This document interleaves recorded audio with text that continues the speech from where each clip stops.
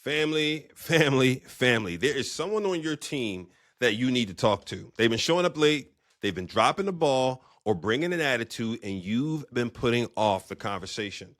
And when you finally do have it, it comes out as because I'm the boss. That's why. Here's the thing, both of those make it worse. Avoiding it makes it worse, and pulling rank definitely makes it worse. Listen, I've been at this for more than 20 years, leading people from a team of 5 to a team of 40 at Chase to teams of hundreds through mergers. I had one working relationship where the hard conversations went sideways for well over a year before I figured out what I was doing wrong. I'm going to talk about all the mistakes I made in this episode so you do not have to make them. But in this episode, I'm going to give you a simple way to have the hard conversation and be direct, yet not be destructive. There's no avoiding it, and there's no because I said so. So we're going to do this in 3 parts. 1, I'm going to help you prepare before you open your mouth. 2, how to actually hold the conversation. And 3, the short list of do's or don'ts that can keep you out of trouble. So now let's just get right into it. The first point is how to prepare before you even say a word.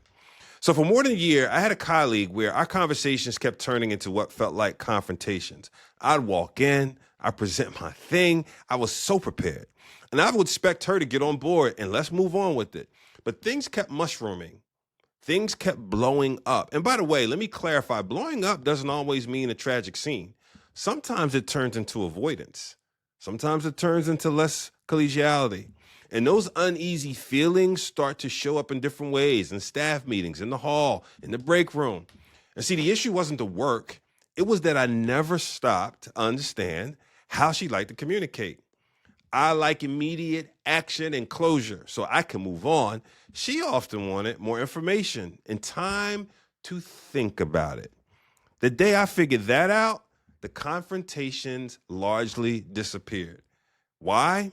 Because I made one small change to prepare before I opened my mouth. I started sending everything I thought she'd need 2 days before the meeting. That gave her time to review it in advance, prepare questions, get some of her own answers from her own sources, and then we'd have a productive conversation. It also meant I stopped walking into meetings carrying that emotional weight, that kind of knot that she's probably not going to give me the approval I want. Here's the lesson, family. Most blowups aren't about the issue. They happen because we walk in unprepared and we just want to get it done. This is not a get it done moment. So you have to have 3 things to help you prepare. I call them the 3 R's, and I'm going to give this to you in a context where you may need to counsel somebody through a performance issue, because that is the one we tend to avoid the most. So 1, the first R, recent. Is this a recent issue or something you've been holding on to for a while? 2, is it relevant? Is it actually relevant to that person's job? And then 3, is it recurring or repeating? Is this a pattern or is it a one-time thing? If you can answer all those things in the affirmative, it's recent, it's relevant, it's recurring, you are on good ground.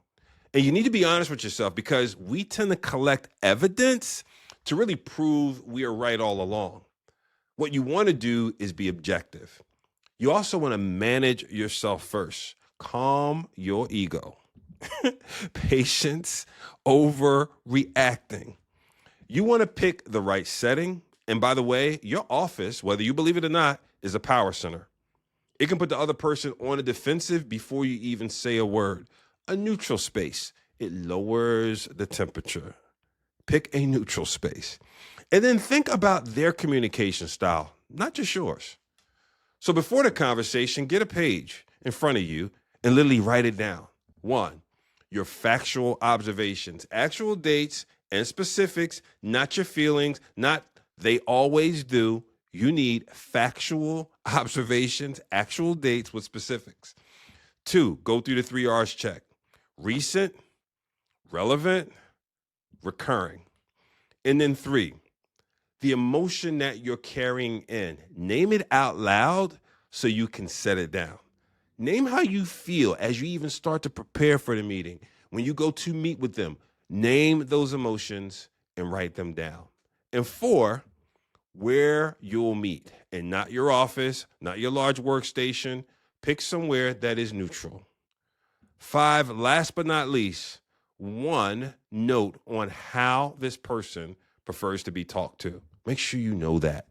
Here is a bonus for you. Take all the information you've collected and drop it in the chat GPT or Claude and say, look at this objectively for me and tell me what you think. I'm aware I could be emotional about this, and I think you will value those results. All right, so now point 2, holding the conversation without being destructive. So let's use a hypothetical. Let's say you have a gentleman on your team named Richard. He's late to your staff meeting, not once, but you look past the last 90 days and you say, wow, he's been late 10 plus minutes about half the time. And you actually have the dates. Here's how that conversation goes when you do it right. First, don't use the sandwich method. You might say, well, what is the sandwich method? Let me tell you. This is the one where you give some praise, then you do the criticism, and then you give more praise. And really what people walk away with is the bread, the 2 pieces of the praise. The message in the middle gets lost. You want to be clear instead.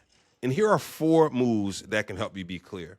Move number 1, acknowledge the tension early. You can literally say, listen, I know this has been difficult. I'd rather talk about it directly than pretend it is not there.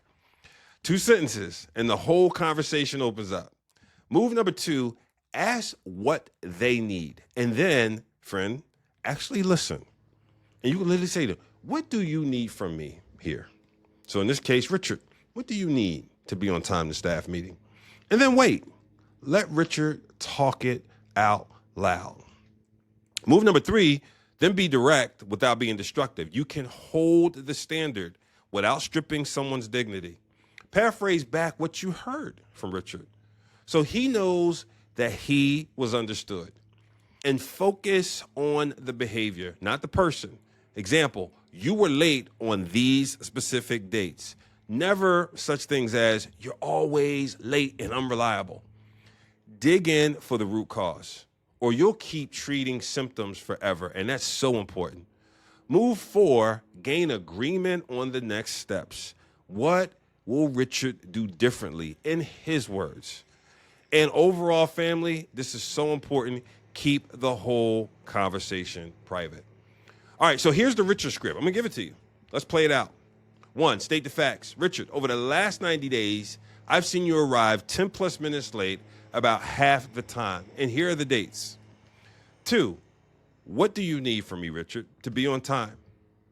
3, paraphrase his answer back. Richard tells you the opening check-ins aren't business. He feels they aren't business. He explains why he feels they aren't business. So then you say, move 4, explain why it matters anyway. Those few minutes build the relationships that will hold your team together. And then 5, get his commitment on what changes. So here's point 3, the do's and the don'ts, and burying because I said so. I want to help you bury ever saying it or acting it out. And here's what I mean by that. I had a head of strategy when I was at Allstate. I'm going to call her Mary. And Mary was really good at what she did. One day she stopped me cold. We were working through something. I was deep in execution mode, pushing forward, driving. And she said to me, she thought the strategy was off. See, she was coming from the insurance side of things where I didn't have a lot of experience. I was applying what I knew to be tried and true from the affinity business.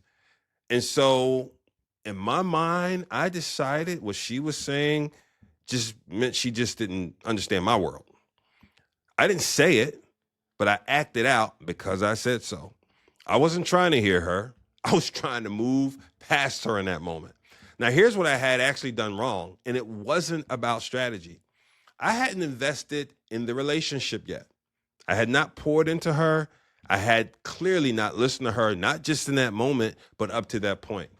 Again, I never once said because I said so, but I was operating in because I said so mode. And that's the trap, family. You don't have to say the words. You can live in that mode just by deciding you only want people to execute what you want done.